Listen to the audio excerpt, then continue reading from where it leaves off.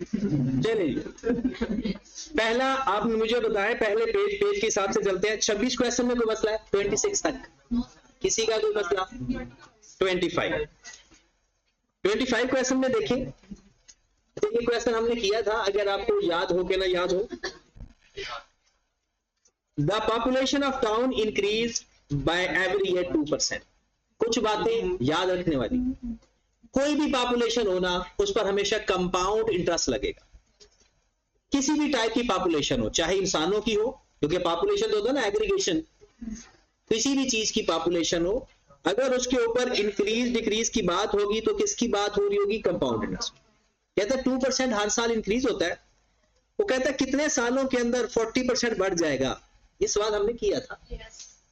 अब हमने क्या करना है सिंपल इंटरेस्ट में, इसमें P हमारे पास आ गया X और S हमारे पास आ गया 1.40x, ऐसा है ना? 40% बढ़ने का मतलब जस्ट 40% नहीं लेना, 1 + 40% लेना। तो अगर 1 + 40% करोगे तो ये बनेगा 1.40। अब P भी आ गया, S भी आ गया, I कितना है? 2%। और पॉपुलेशन का जब भी इंक्रीज डिक्रीज आएगा ना, ये कंपाउंडेड एनुअली होगा, सेमी एनुअली या क्वार्टरली वगैरह नहीं होता। तो हमारे पास S is equal to T into 1 + I की power n, 1.40x is equal to x into 1 + 0.02 की पावर x से x cancel, 1.40 is equal to 1.02 की पावर 1 पॉइंट हो गया ना, 1 + 0.02। अब चाहे लॉग ले लो चाहे सॉल्व फॉर x का, 16.9 अप्रोक्सीमेटली 17 ईयर्स। 17 सालों में अगर 2% के हिसाब से पॉपुलेशन बढ़ रही है तो 40% ज्यादा हो जाएगी। ओके जी, 25 के बाद आज नेक्स्ट पेज पे आ जाओ जी।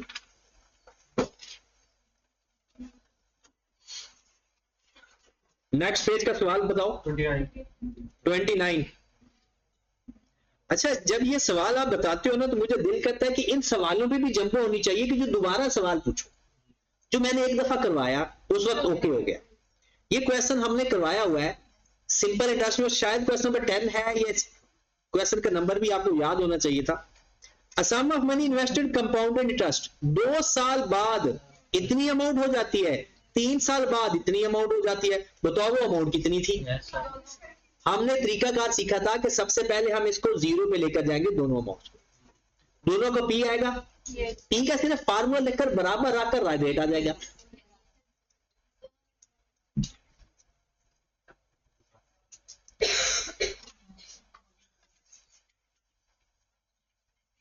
ये क्वेश्चन 10 अगर नहीं होगा तो कुछ ये देखें, इस क्वेश्चन को पढ़ें जरा। बट ये सिंपल इंटरेस्ट में था, वो कंपाउंड इंटरेस्ट में है कि एक अमाउंट 2 साल बाद 6200 हो जाती है, 3 साल बाद 7400 हो जाती है। हमने इसका भी P फाइंड करके बराबर रखा था, R फाइंड किया था, फिर R पुट कर दिया था तो आंसर आ गया। हाँ जी, तो अब क्वेश्चन नंबर 29 है, तो 29 में भी हमने कुछ इस तरह से ही करना है। 2 तरीके हैं इसके। एक तरीका तो आप इस दोनों का P फाइंड करें, क्योंकि 0 पे वो एक ही अमाउंट है, जो 2 साल बाद और 3 साल बाद डिफरेंट अमाउंट हो रही है।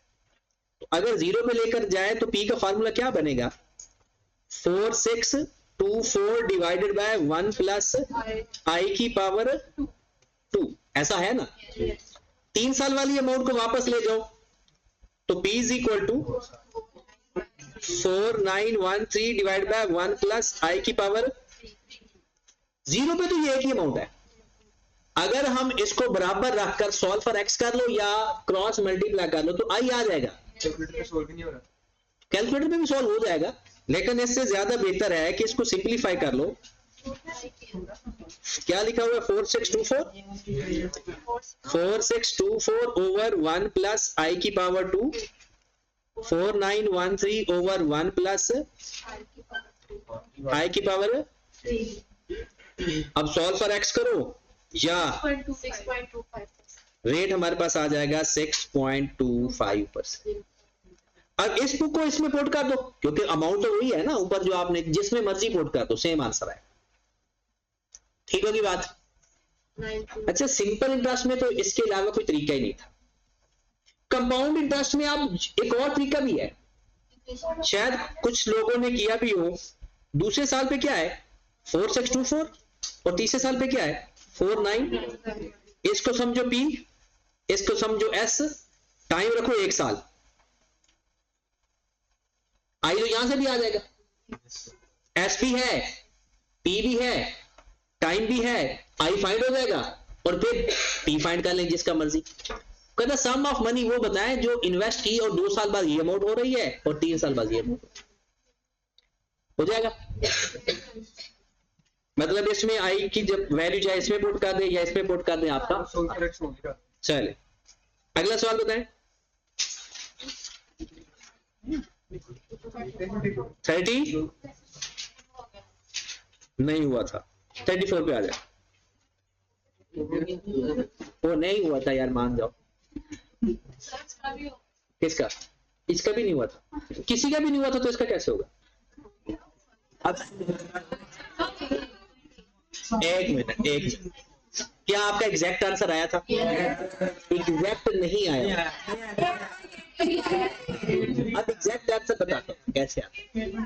अच्छा, कुछ बुजुर्ग कहते हैं, मैथ के बुजुर्ग, कि जब पॉपुलेशन का जिक्र हो ना तो कंपाउंड इंटरेस्ट का एक एक्सपोनेंशियल फार्मूला भी होता है, वो लगाना चाहिए, कुछ लोग कहते हैं।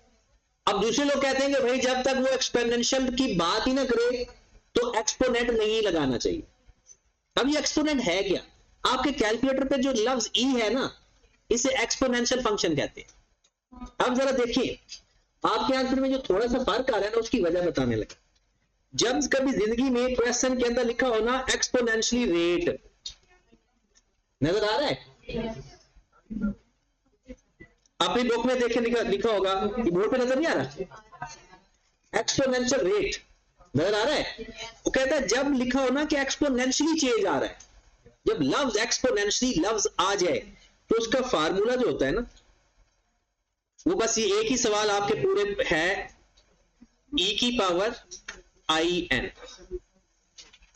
ये ई आपके कैलकुलेटर वाला ही है। अगर वो कहता है कि जिंदगी में कभी वो खुद कह दे एक्सपोनेंशियली चेंज, तो एक्सपोनेंशियली का लफ्ज अगर आ जाए तो फार्मूला पी, वो जो 1 प्लस आई नहीं लिखते हम, वो सारा चेंज करके ई की पावर आई है।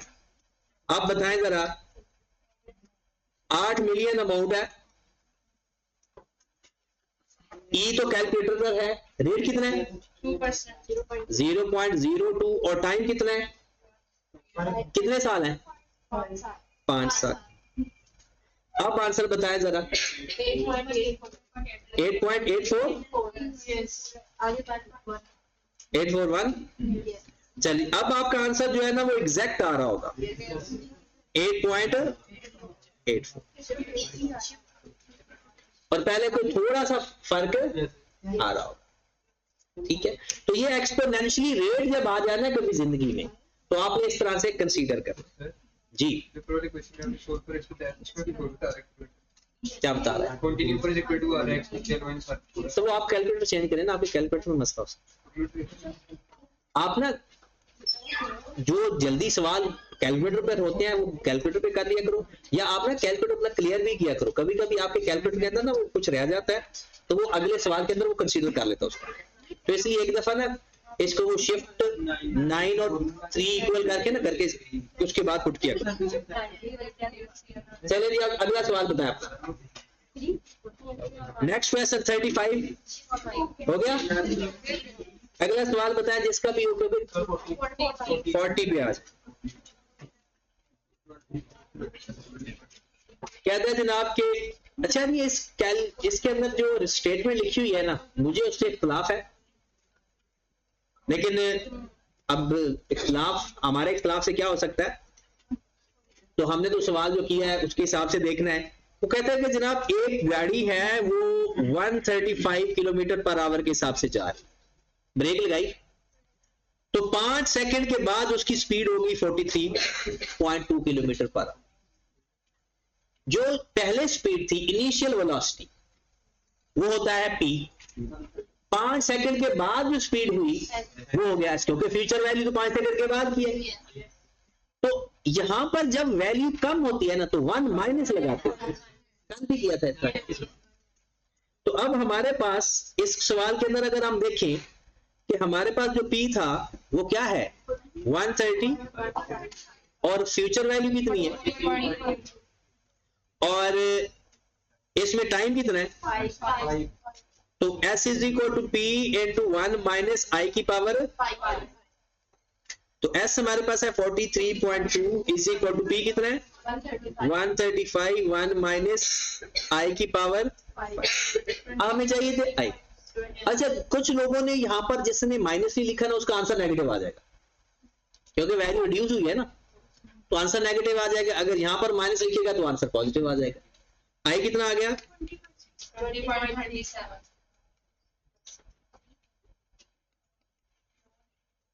ठीक होगी बात। अब मैं इसको गलत क्यों मानता हूं, जवाब तो आ गया, क्योंकि जो स्पीड गिवन है ना वो गिवन है किलोमीटर पर आवर के हिसाब से, जो ये टाइम ले रहा है ना वो पर सेकंड के हिसाब से ले रहा है, या तो वो पर सेकंड के हिसाब से होना चाहिए। तो अगर उससे भी करेंगे ना जवाब यही आएगा।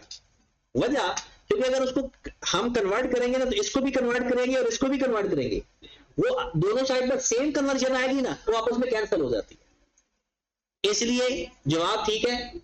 तो आंसर में आपका आंसर भी आ गया, लेकिन किसी ने इस चीज को कंसीडर, कुछ लोगों ने किया भी, तो अगर वो दोनों में चेंज आएगा ना 60 का ही आएगा ना, 60 का या 3600 का, तो दोनों साइड पर सेम चेंज आएगा, वो आपस में कैंसिल आउट हो जाता है। आगे चलते हैं जी, और सवाल बताएं 40 के बाद 42 पे आ जाए, जो जो सवाल आप लोग सारे 42। The difference between compound interest and simple interest, इसका मतलब है उसने खुद ही कह दिया compound interest minus simple interest is equal to 110 अब कंपाउंड इंटरेस्ट का पता है फार्मूला क्या होता है, फार्मूला लिखवाया था p into 1 plus I over M की पावर mn माइनस 1, ये हो गया compound interest. Minus simple interest का फार्मूला होता है, उसने कहा कंपाउंड इंटरेस्ट और सिंपल इंटरेस्ट का डिफरेंस 110.16 है, ऐसे ही है ना। अब क्वेश्चन के अंदर p कितना गिवन है, p तो फाइंड करना है, तो बाकी टाइम भी गिवन है, रेट भी गिवन है। p इंटू 1 प्लस रेट कितना है 6% एनुअली है, डिवाइड बाय 1 की पावर 3 माइनस 1 माइनस p हमने फाइंड करना है 0.06 इंटू 110. अब b कॉमन लेकर जो भी आंसर आएगा उधर जाकर डिवाइड करेंगे, तो b हमारा किसके बराबर आ रहा है,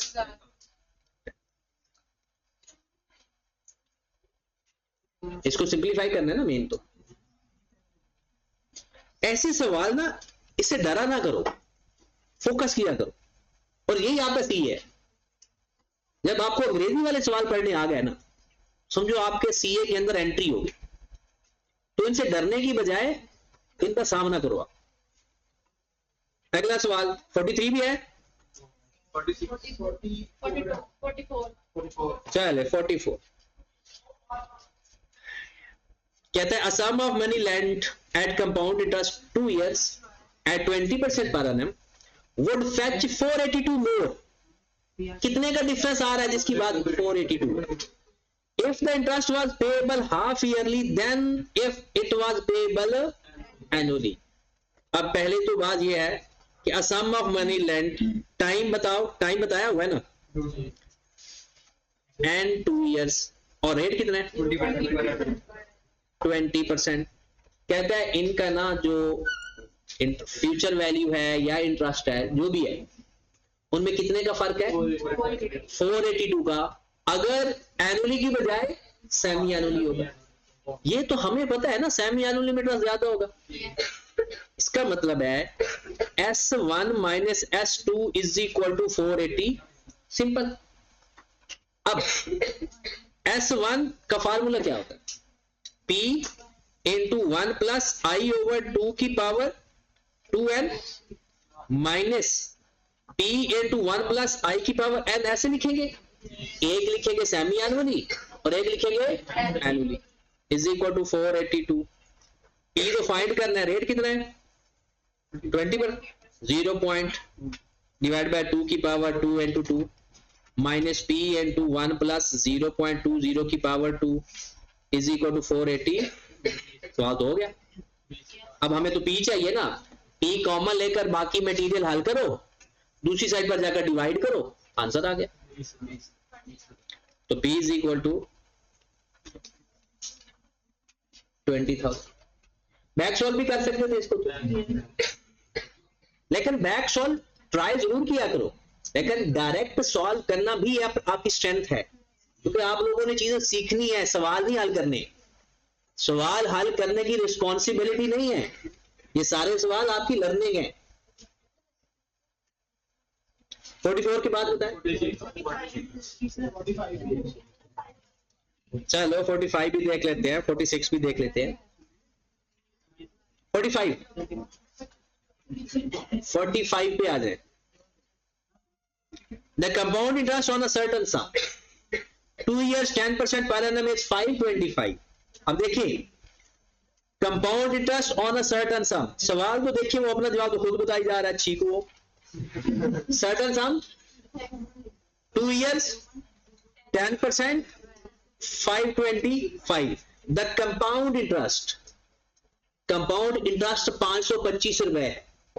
कहते हैं अगर ये सिंपल इंटरेस्ट होता, वो तो बाद की बात है, sum for same sum double the time half the rate, पहले कंपाउंड इंटरेस्ट का फार्मूला आता है, तो लगाओ P into 1 plus I over m की पावर mn माइनस 1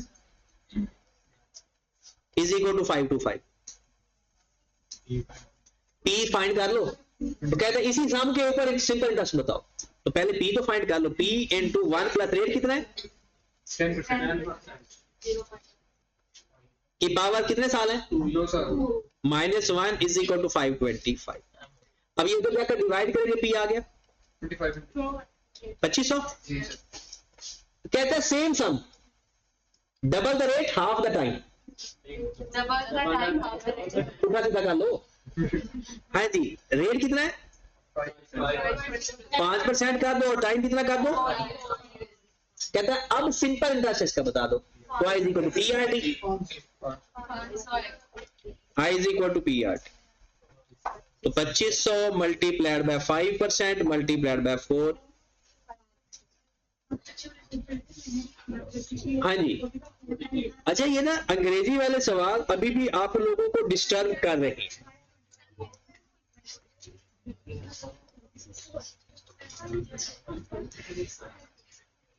मैं फुल टाइम कोशिश कर रहा हूं आप लोग प्रोफेशनल स्टूडेंट बने।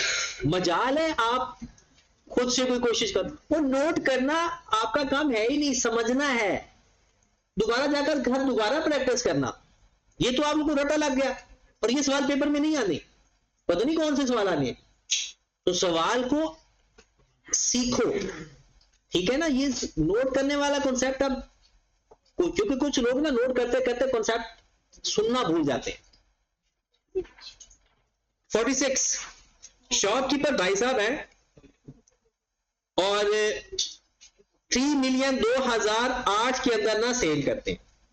प्योर कॉमन सेंस वाला सवाल था। 15% के हिसाब से सेल बढ़ रही है। कहता बताओ ये सेल वो किस साल अचीव करेगा।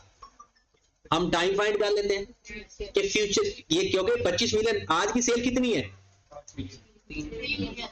इसको कह सकते हो पी, और इसका एस कितना चाहता है वो, रेट कितना है 15%।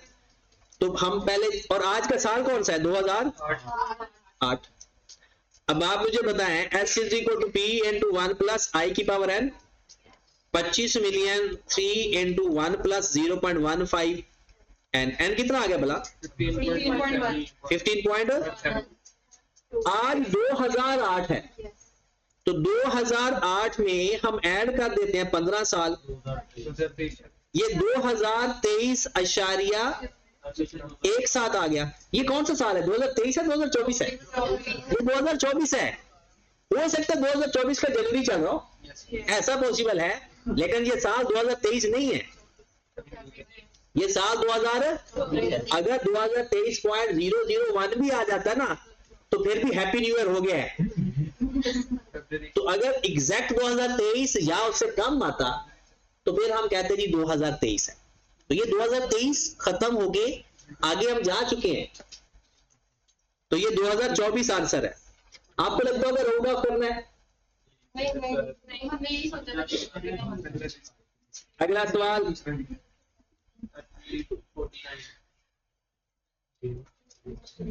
ये हो गया था क्वेश्चन 48 हो गया, 49 पे आज।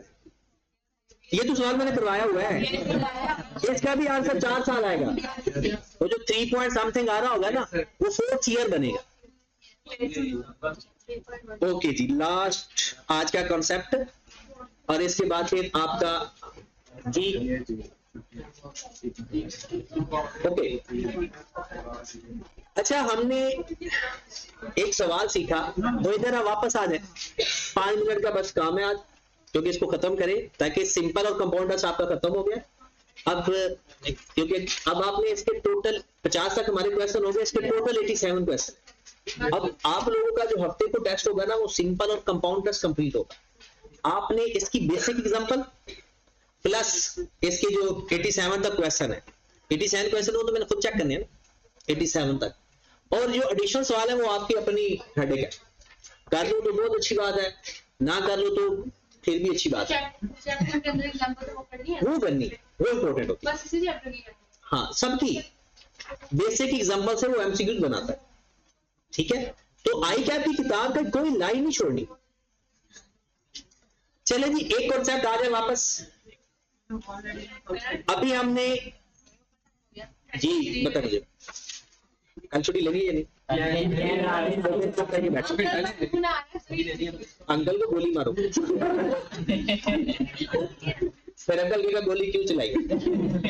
अच्छा, सवाल सुने, सवाल सुने। आपके पास हमने कहा कि आपके 4 बैंक है, 4 बैंक डिफरेंट रेट्स, सीधे एक्टिव भी, गर्दन भी सीधी।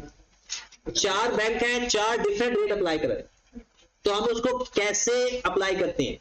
इफेक्टिव रेट फाइंड कर लेते हैं। फिर एक क्वेश्चन हमने ऐसा किया जिसमें सिंपल इंटरेस्ट था और कुछ कंपाउंड इंटरेस्ट थी, हमने उसके इफेक्टिव रेट नहीं लिया था, उसमें टाइम गिवन था। अब एक ऐसा सवाल आ रहा है कि सपोज दैट आपके पैसे पड़े हैं एफबीएल के अंदर, एफबीएल आपको ऑफर कर रहा है 8% कंपाउंडेड क्वार्टरली। आपके पैसे बैंक में पड़े हुए हैं, किस बैंक में? एफबीएल में, फैसल बैंक में पैसे पड़े, और वो क्या दे रहा है आपको? 8% कंपाउंडेड क्वार्टरली। आपके रिश्तेदारों में एक रिश्तेदार एमसीबी में जॉब करने लग गया। अब जो जॉब करते हैं ना, मोस्टली उनका टारगेट होता है कि डिपॉजिट्स इकट्ठे करना। अब वो आपको कहता है कि भाईजान वो जो एफबीएल में पैसे पड़े हुए हैं ना, वो बैंक खराब है, आप मेरे पास ले आए। अब आप कहेंगे ठीक है, बैंक की तो खराबी समझ में लगती है, आप मुझे ऑफर क्या करोगे, क्या रेट ऑफर करोगे कि मैं आपके पास अपनी इन्वेस्टमेंट नहीं कर रहा हूं। और याद रखें, फाइनेंस पढ़ते वक्त में कोई रिश्तेदार नहीं होता, एक ही रिश्ता है, वो है फायदा, प्रॉफिट। जहां आपको प्रॉफिट होगा आपने वो काम करना।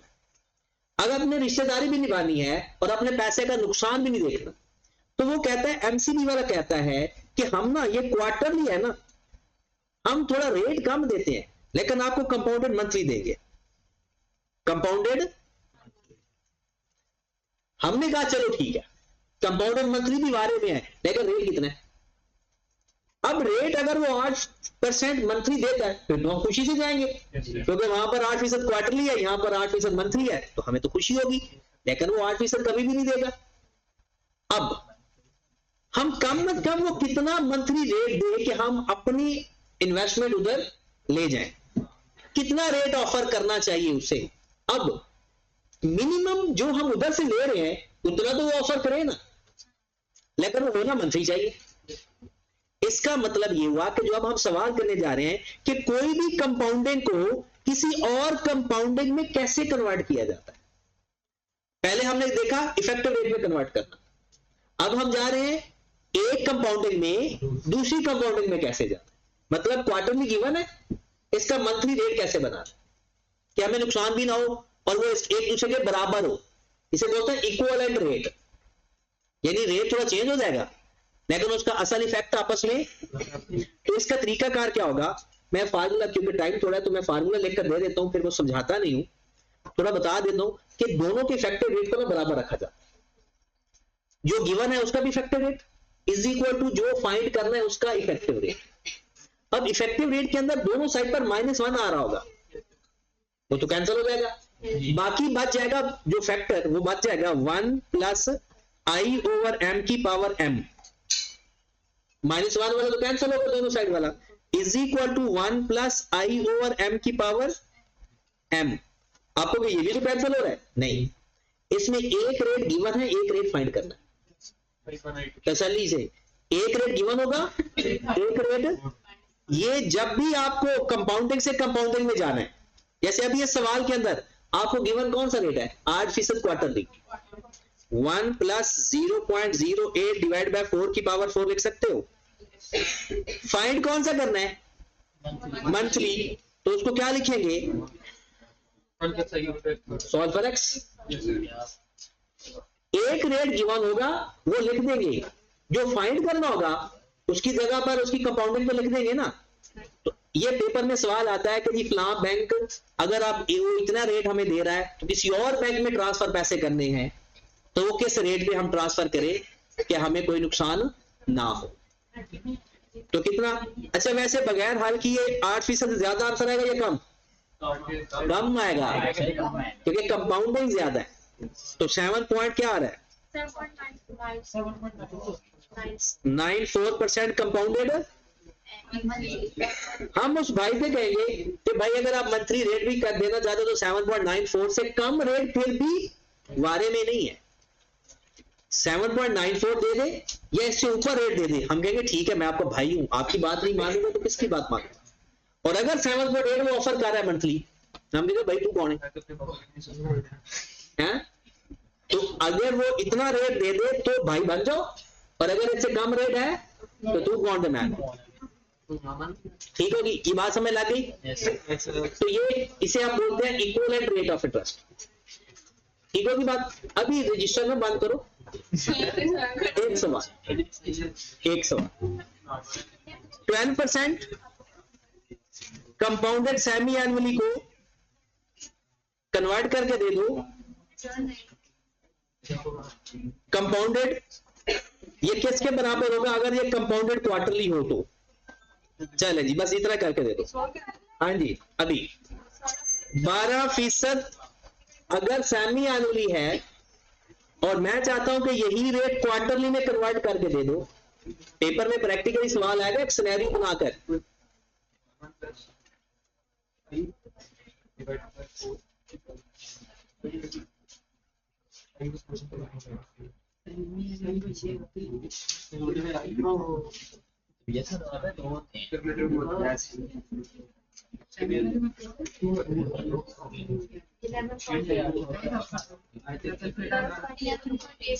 इलेवन पॉइंट पूरा है ना।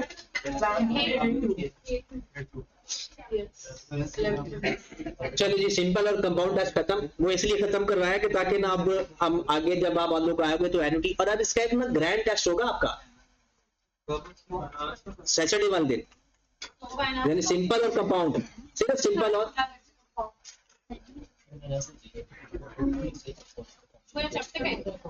हाँ पूरे चैप्टर का।